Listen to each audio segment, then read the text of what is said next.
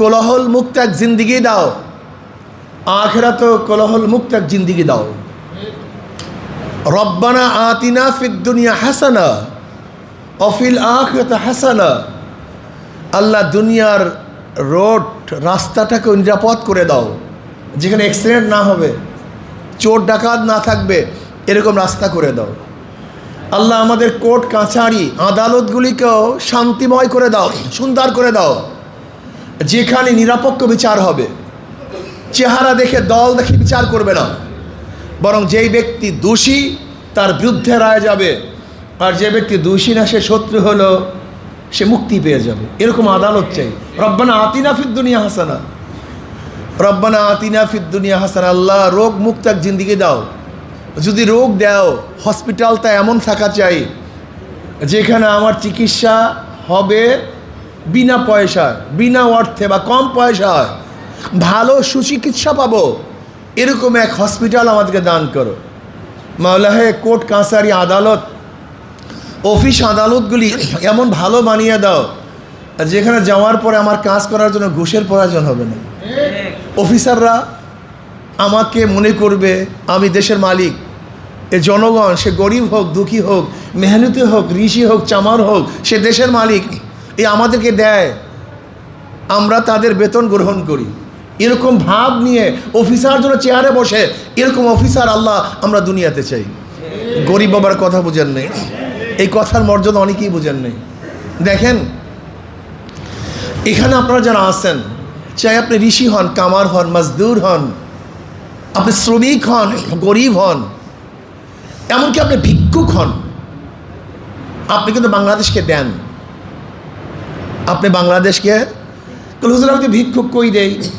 আপনি যে ভিক্ষার যে থলিটা, যে কাপড়টা সেলাই করেছেন, তার মধ্যে ট্যাক্সের পয়সা আছে। বিশ্বাস হয় না?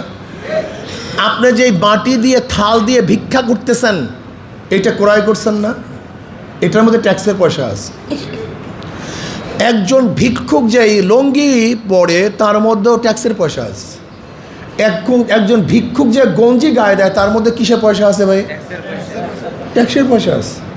এমনকি ভিক্ষুক বেচারা বাথরুমে যে বন্যা ব্যবহার করে, তার মধ্যে ট্যাক্স ভ্যাটের পয়সা আছে। ভিক্ষুক বেচারা যে জুতা পরিধান করে, তার মধ্যে কি আছে? ভ্যাট ট্যাক্সের পয়সা আছে। ভিক্ষুক বেচারা যে ফ্যানের বাতাস খাইতেছে, তার মধ্যে ভ্যাট ট্যাক্সের পয়সা আছে। এবং ভিক্ষুক বেচারা যে কাপড় নিয়ে দুনিয়ার থেকে বিদায় হবে, তার মধ্যেও ভ্যাট ট্যাক্সের পয়সা আছে। বুঝলেন তো? একজন বাংলাদেশের এই যে আপনারা যারা আছেন, এই প্রত্যেকটা নাগরিক বাংলাদেশকে পে করেন, টাকা দিচ্ছেন। আপনি শার্ট গায়ে দিচ্ছেন না, গেঞ্জি গায়ে দিচ্ছেন না, এটা ক্রয় করছেন না। কোথা থেকে ক্রয় করছেন? দোকান থেকে। আপনি জানেন এইটার উপরে কতবার ট্যাক্স হয়েছে? যখন ইনপুট করছে, যখন বের করছে, ইন্ডাস্ট্রিতে ঢুকছে, সেখান থেকে বের হয়েছে, এই সব জায়গায় কিন্তু আপনার পয়সা। আজকে গঞ্জি কিনতেছেন আপনি 500 টাকায়, এর দাম কিন্তু 500 টাকা নয়, ভ্যাট ট্যাক্সের কারণে এত টাকা। এই যে পানির বোতল খুঁজছেন, কয় টাকায় কিনছেন? 20 টাকায়। আপনি কি জানেন এই 20 টাকা এখানে কীভাবে খরচ হয়েছে? আমরা অনেকেই জানি না।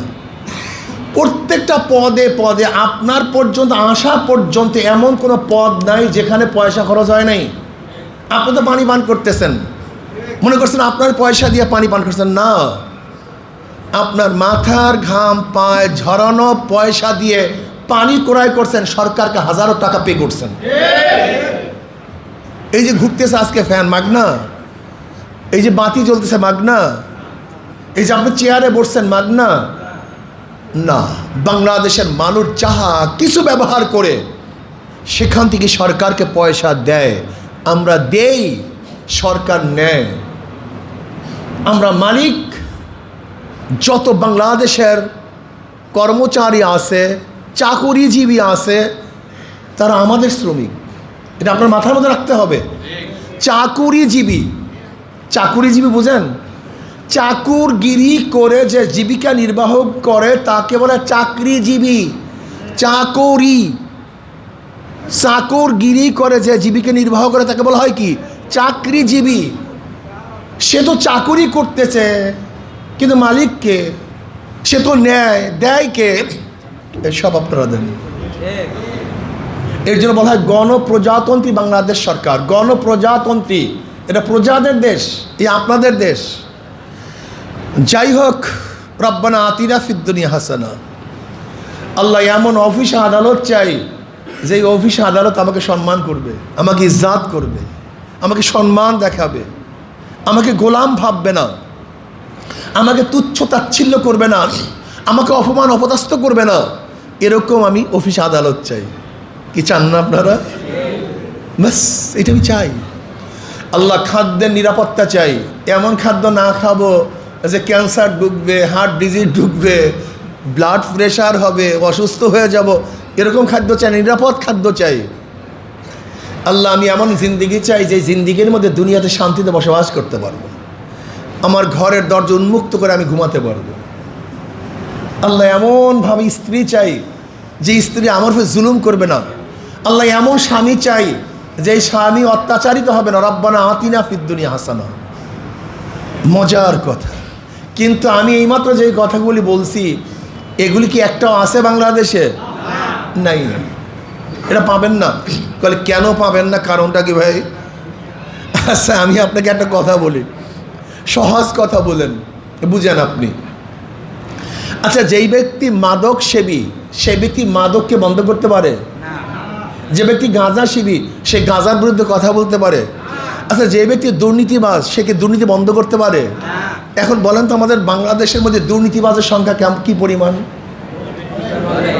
হ্যাঁ, তো এদের মাধ্যমে আপনার দুর্নীতি বন্ধ করবেন কীভাবে? সম্ভব কীভাবে আমাকে বলুন তো।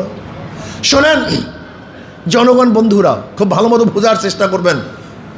আপনারা বোঝেন অথবা নাই বোঝেন, রাতে শুয়ে শুয়ে চিন্তা করবেন। 2 নাম্বার জমিতে 1 নাম্বার ফসল হয় না। 2 নাম্বার উস্তাদের কাছে 1 নাম্বার ছাত্র গঠন হয় না। 2 নাম্বার নেতার কাছেও দেশ কোনোদিন 1 নাম্বার হতে পারে না। হবে না, সম্ভব না। দেখেন আমি সহজ কথা বুঝাই। একজনের নাম এ, একজনের নাম বি, একজনের নাম সি, একজনের নাম কি ভাই? এ, আর একজনের নাম, আর একজনের নাম 13 জনই চোর। এও চোর, বিও চোর, সিও চোর। ক্ষমতায় আছে এ, সে কি করবে? জোরে বলেন। হটাও এ। আন্দোলন সংগ্রাম বিপ্লব হরতাল অবরোধ জীবন রক্ত সব কিছু দিয়ে হটাও এ, বসাও বি, সে কি করবে? আবার আন্দোলন, আবারও সংগ্রাম, হটাও বি, বসাও সি, সে কি করবে? কারণটা কি? ব্যক্তির পরিবর্তন হয়েছে, নীতির পরিবর্তন হয় না। আদর্শের পরিবর্তন হয় না, নীতির পরিবর্তন হয় না। আমরা ভুলটা কোন জায়গায় করি? আমার অনেক গরিব বন্ধু এরা মনে করে হুজুর আমি তো নামাজ পড়ি না, রোজা রাখি না, মদ খাই, বিড়ি খাই, অমুক করি তমুক করি, আপনার মৌলবীদেরকে ইসলামী সংগঠন আমি কেন করব? আজীব মানুষ। আপনার তো বেশি করা উচিত, ইসলামী সংগঠন তো আপনার বেশি করা উচিত। বলে কেন? আচ্ছা বলুন তো, একজন রোগী কি জীবন রোগ অবস্থায় থাকবে না? তার চিকিৎসা করার প্রয়োজন আছে। আর ভাই রুগী তো হসপিটালে যাবে, ভালো মানুষ হসপিটালে গিয়ে লাভটা কি? আপনার তো ইসলামী আন্দোলন আগে করা দরকার। কি কথা ঠিক না? ভালো হওয়ার জন্য, ভালো সোহবাতে আসার আপনার বেশি দরকার, অথচ আপনি দূরে থাকতেছেন। ইসলাম কোনো জিনিস চাপিয়ে দেয় না। ইসলাম কি জানেন? ইসলাম এমন একটা আদর্শ, যেরকম এসির মধ্যে ঢুকলে এসিকে বলতে হয় না আমাকে ঠান্ডা করো, আমাকে ঠান্ডা করো, এসির কাজই আপনাকে ঠান্ডা করা। ঘেরানের কাছে গেলে আপনার বলতে হয় না আমাকে ঘেরান দাও, ঘেরান দাও, ঘেরান দাও, না, ঘেরানের কাজই আপনাকে সুশোভিত করা, ঘেরানওয়ালা করা, এইটাও কাজ। ইসলামের কাজ হলো আমাকে ভালো বানাও, আমাকে ভালো বানানোর দরকার নাই, ইসলামের কাজই আপনাকে ভালো বানিয়ে দেওয়া। ভালো হয়ে যাবেন এমনিতেই, এমনিতেই ভালো হয়ে যাবেন, ভয় পাওয়ার কিছু নেই। অনেক চোর ডাকাত মনে করে হুজুর ইসলাম আসলে আমার অবস্থাটা কী হবে? আপনার অবস্থা অনেক ভালো হবে। কেমন ভালো হবে? বলেন হুজুর চুরি, আপনার চুরি করার দরকার নাই তো, আপনি চুরি করবেন কেন? ক্ষুধার জন্য চুরি করেন? আপনার ঘরে খাদ্য পুষাবার দায়িত্ব ইসলামের। আপনি ঘুষ খান, ভয় পেয়েছেন, ঘুষের প্রয়োজন নাই তো। আপনার সংসার চালাবার জন্য যে পয়সার প্রয়োজন, এটার দায়িত্ব নেবে ইসলামী সরকার। আপনার সমস্যা কি? দেখেন পরিবেশ এমন মারাত্মক জিনিস যা চিন্তাও করতে পারবেন না। একজন মানুষ গাঁজা কেন সেবন করে? জন্ম অবস্থায় কেউ গাঁজা সেবন করে আসছে? গাঁজাখোরের সাথে চলার কারণে গাঁজাখোর হয়। একজন ধূমপাই কেন ধূমপান করে? সে কি মুখে বিড়ি নিয়ে আসছে? একজন ধূমপাইয়ের সাথে থাকতে থাকতে ধূমপান গিরি শিখছে। কথা ঠিক না? ঠিক আমাদের পরিবেশ আমাদেরকে খারাপ বানায় ফেলেছে, আমাদের পরিবেশ আমাকে নষ্ট বানায় ফেলেছে। যদি পরিবেশ সুন্দর করি তাহলে আমরা সবাই এমনিতেই ভালো হয়ে যাবে। বিশ্বাস হয় না আপনাদের কথা? আচ্ছা বলুন তো, এখানে যারা আছেন বিড়ি খান, এমন একজনও নাই? কথা বলেন না কেন? খান না কেন? আচ্ছা আপনার মনে হাত দিয়ে বলেন তো, একবার আপনার মনে চাইছে আমি একটা বিড়ি টান দেই? কারণটা কি? আপনাকে তো নিষেধ করি নাই, আপনাকে তো বলি নাই বিড়ি খায়েন না, অথচ মনেও নাই। এর নাম পরিবেশ। আজকে পরিবেশ গান্দা হয়ে গেছে, এই জন্য ভালো মানুষগুলি নষ্ট হয়ে যায়। পরিবেশকে যদি সুন্দর করি, খারাপ মানুষগুলি এমনি ভালো হয়ে যাবে, তার অজান্তে ভালো হয়ে যাবে, তার অজান্তে ভালো হয়ে যাবে। সে চিন্তাও করতে পারবে না আমি কখন ভালো হয়ে গেছি, সে চিন্তাও করতে পারবে না। এটি ইসলাম, এটি আদর্শ। আপনার আমার নবী কোন জায়গায় আসছেন? সবচেয়ে গান্দা জায়গায় আসছেন, দুনিয়ার মধ্যে সবচেয়ে গান্দা জায়গায়। আরবের চেয়ে গান্দা কোনো জায়গা ছিল না। আমার নবীর পরশে সমস্ত জায়গাগুলো এত ভালো হয়ে গেছে, এত সুন্দর হয়ে গেছে যা চিন্তাও করা যায় না। প্রিয় মুসলমান বাবারা, আমার পর্দালয় মা বোনেরা, ইসলামী আন্দোলন কেন করবেন? দুনিয়াতে শান্তি, আখিরাতে মুক্তির জন্য। বলেন, ইসলামের নামে যারা মুনাফিকি করে, এরকম সংগঠন ইসলামী আন্দোলন বাংলাদেশ বিশ্বাস করে না। ইসলামী আন্দোলন মুখেও যা বলে, কাজেও তা করে। ইসলামী আন্দোলন কি চায়? আল্লাহর জমিনে আল্লাহর হুকুমত চায়। ইসলামী আন্দোলন বাংলাদেশ কি চায়? আল্লাহর জমিনে শরিয়া আইন বাস্তবায়ন করতে। ক্লিয়ার কাট কথা, ক্লিয়ার কাট কথা। কোন আমেরিকা রক্তচক্ষু, কোন ভারতের রক্তচক্ষু ইসলামী আন্দোলন বাংলাদেশ ভয় পায় না।